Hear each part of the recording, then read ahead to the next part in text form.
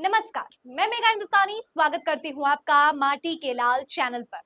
राहुल गांधी पहुंच चुके हैं मणिपुर। जी हाँ, एक बार फिर से राहुल गांधी ने तीसरी मर्तबा किया है मणिपुर का दौरा और ये दौरा इस तरीके का है जिससे प्रधानमंत्री नरेंद्र मोदी एकदम हक्के बक्के रह गए। नरेंद्र मोदी और भारतीय जनता पार्टी के यहाँ पे पसीने छूट गए हैं जिस प्रकार से राहुल गांधी एक बार फिर से मणिपुर पहुंच गए हैं। न केवल मणिपुर पहुंचे हैं बल्कि लोग जिस तरीके से मणिपुर में राहुल गांधी को प्यार दे रहे हैं, समर्थन दे रहे हैं, उन पर विश्वास जता रहे हैं, इससे भारतीय जनता पार्टी और एनडीए सरकार की नींव आज जरूर हिल गई है। आपको बताती हूँ कि राहुल गांधी आज कहां पहुंचे हैं और लोगों ने उनका किस प्रकार से स्वागत किया, तो स्क्रीन पर नजर डाल लीजिए। Rahul Gandhi leader of opposition 8 July 2024 Assam 10:25 सुबह visit to relief camp at Thalai in youth care centre Fuletra, मतलब ये जगह का नाम है फुलेटाल। यहाँ पर रिलीफ कैंप में असम में पहुंचे हैं राहुल गांधी। उसके बाद मणिपुर में 11:15 visit to relief camp at Jiribam higher secondary school. 3:30 PM visit to relief camp at Mandap Tuibong Churachandpur. फिर 4:30 बजे शाम को visit to relief camp at Phubala high school Moirang और 6 बजे meeting with the honourable governor at Raj Bhavan and 6:40 में press briefing at PCC office. ये पूरा का पूरा शेड्यूल आपके सामने है राहुल गांधी का, जहां पर 8 जुलाई यानी आज की तारीख में व्यस्तता इनकी सुबह से शाम तक लोगों के बीच में है। जहां एक तरफ प्रधानमंत्री नरेंद्र मोदी की व्यस्तता ऊंचे ऊंचे बड़े बड़े मंत्रियों के साथ, विदेश के नेताओं के साथ रहती है, वहीं दूसरी तरफ राहुल गांधी सीधा ग्राउंड से लोगों के साथ उनका जुड़ाव है, लोगों के साथ बातचीत करते हैं। और जिस तरीके का नजारा आज मणिपुर से आया है मैं आपको दिखाती हूँ तस्वीर के माध्यम से। देखिए, Congress leader Rahul Gandhi visits Kakhar, Assam, where many Kuki Zohavam displaced people are staying. Later, he also visited a relief camp at Jiribam in Manipur, where displaced Methi group are staying. I love you, says the women who probably shot the video. Video देख सकते हैं आप, तस्वीर देख सकते हैं। राहुल गांधी के प्रति जो प्रेम स्नेह उमड़ता हुआ यहाँ महिलाओं का दिख रहा है, वो अपने आप में काफी है इस बात को समझाने के लिए कि प्रधानमंत्री केवल नाम के प्रधानमंत्री है। देखिए कांग्रेस ने क्या लिखा है, LOP Shri Rahul Gandhi visits Jiribam higher secondary school relief camp, meets victims of violence and offers support in their darkest hour. His third visit to Manipur post-violence shows his unwavering commitment to the people's cause. Indeed, Manipur की तस्वीरें आप देख सकते हैं, महिलाओं से मिल रहे हैं, हाथ जोड़ा है बकायदा, बच्ची के सर पर हाथ रखा है राहुल गांधी ने।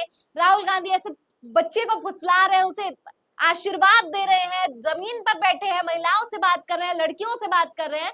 ये समझने के लिए काफी है कि जब ये वायलेंस मणिपुर का हुआ है उसके बाद तीसरी मर्तबा जब राहुल गांधी लोगों के बीच गए हैं तो लोगों ने किस तरीके से खुले दिल से राहुल गांधी का स्वागत किया है।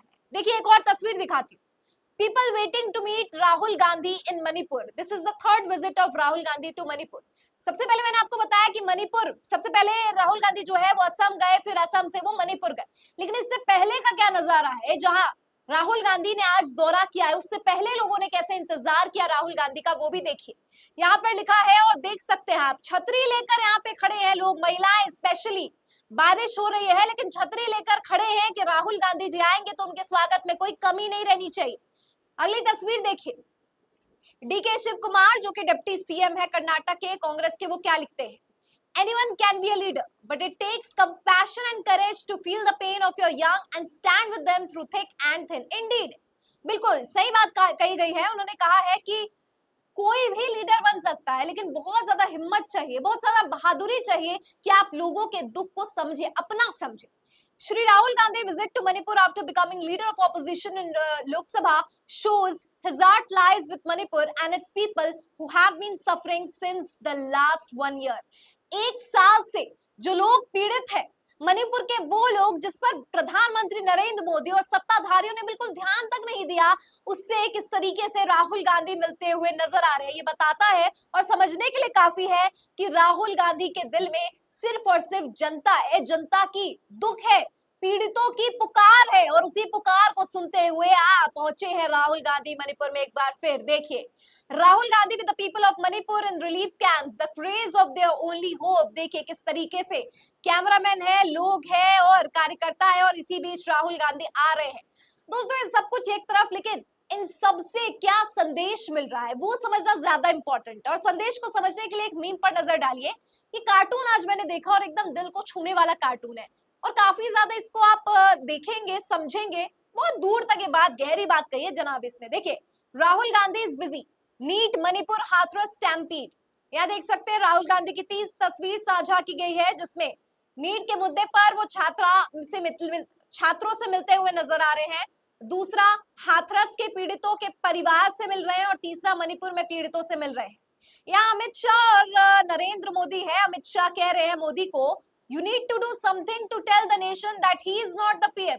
यानी अमित शाह नरेंद्र मोदी को कह रहे हैं कि तुम्हें कुछ तो करना पड़ेगा ये समझाने के लिए कि प्रधानमंत्री ये नहीं है।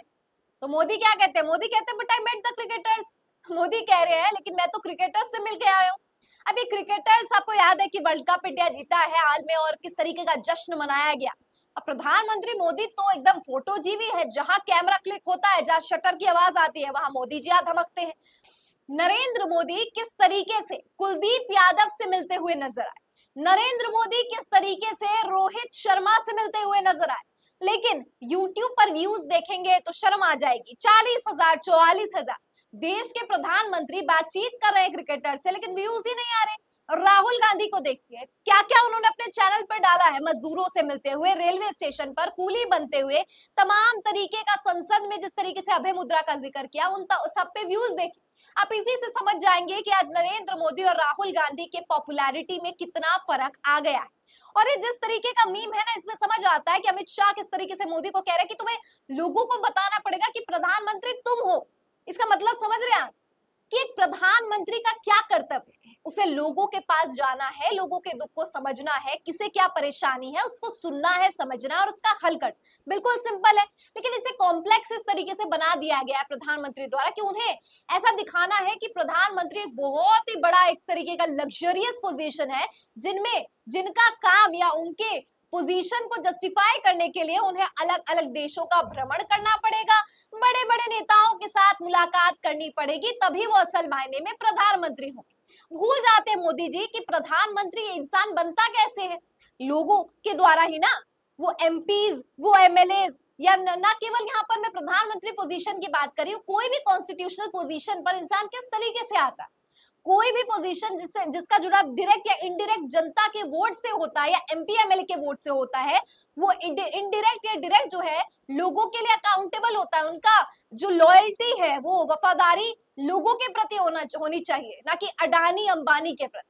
आप देख सकते हैं कि राहुल गांधी की वफादारी जहां लोगों के प्रति है, लोगों का दर्द साझा करने के लिए, सुनने के लिए, किस तरीके से राहुल गांधी पहुंच जाते हैं असम, मणिपुर, इससे पहले मजदूरों के पास, कभी रेलवे स्टेशन, लोको पायलट के पास, मतलब अलग अलग लोगों से, अलग अलग काम करने वाले लोगों से, अलग अलग तरीके की समस्याओं को समझना और सुलझाने का प्रयास करना, ये है कांग्रेस और ये है राहुल गांधी।